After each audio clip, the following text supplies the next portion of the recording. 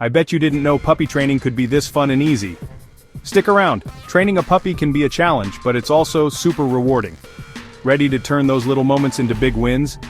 Let's dive in. First, establish a clear routine. Puppies thrive on structure. Take them out, feed them, and keep a play rest schedule consistently. They'll adjust much faster. Next, socialization is key. Introduce your puppy to other dogs, people, and environments early on. It builds their confidence and balances their behavior. No one wants a fearful or aggressive pup. Positive reinforcement is your best friend. Reward good behavior instantly with treats, affection, or praise. Immediate rewards help them connect actions with positive outcomes. Be clear and consistent with commands. Use the same words and tone every time. Don't switch it up. Stick with it until they get it. Patience is crucial. Puppies will make mistakes. Training takes time, so don't get frustrated if progress is slow. They'll get there.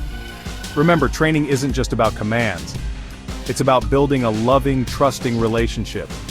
Tough days happen, but those successful moments, they're priceless. With patience and consistency, you'll see your puppy grow into a well-balanced, happy family member. You've got this.